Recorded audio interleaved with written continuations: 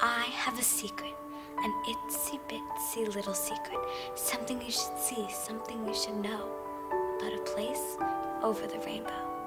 So come, follow me into my world. In my world, the sky is alive with colors.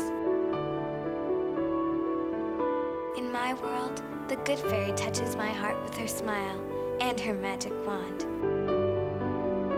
A knight in shining armor gives me hope beyond all hope.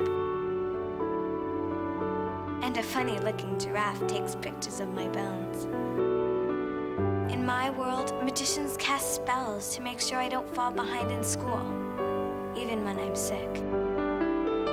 Elves work their magic to make sure kids who can't walk may someday run. And great explorers look here, there, and everywhere to find treasures that save lives. In my world, I am the princess of my kingdom, of my home away from home. And in my world, angels, people like you, give time and money to help dreams come true, to make this world possible, and to help us build a new and better Shriners. Because my world is your world. Jared is a twin. He and his brother had a condition called twin-to-twin transfusion, which is where one twin gets more of the nutrients and the fluids than the other twin. So one twin's very, very big, which was Jarrett, and the other twin is very, very small, which was Mac. Jarrett was the firstborn, and they almost dropped him in the delivery room because when you hand a baby off, you hand off to the receiving nurse, and she takes the head and the legs, and he didn't have both of his legs, and that was the first we knew that he was going to be an amputee the rest of his life.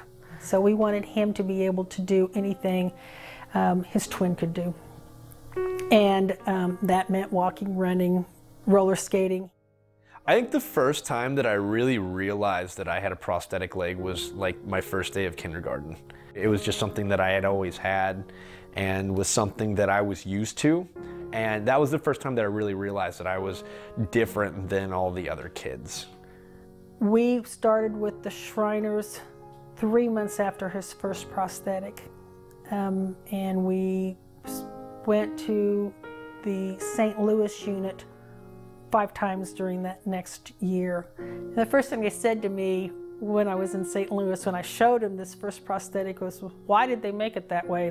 And they made him one that he actually could move in. It just went up to his hip, and he actually moved, and it was a godsend.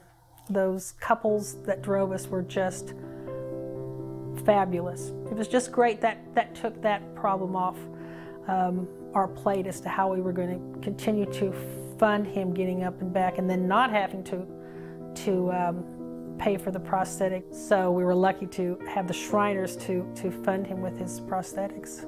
I just remember being in the van going up there and getting up to St. Louis, and I just remember the hospital and the staff. They always had some place that I could just go and play and kind of hang out while we were waiting for my appointment. And I remember the nurses and just making sure that I was comfortable in the room, and the doctors and the prosthetists coming in and asking me if was my leg fitting properly, and and they would go back and they would tweak it, they would make it so that it was better. That was one thing that they were really concerned about, was making sure that this was the best prosthetic that they could provide me. Growing up and swimming was a little bit different. A lot of my coaches had to figure out how to coach an athlete, that was missing a leg. I met a lot of people along the way that kind of taught me how to utilize the leg, where to put it, where, how to push off the wall so you go straight. And I started Paralympic swimming when I was 11. I went to my first national championship meet, and I decided that I liked it. And so we kept going every year.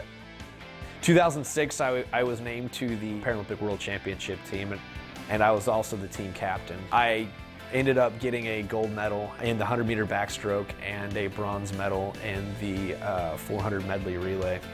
It meant a tremendous deal to me. Like, again, I can't put that into words because it's just something that I'll always have, and no one can take that away from me.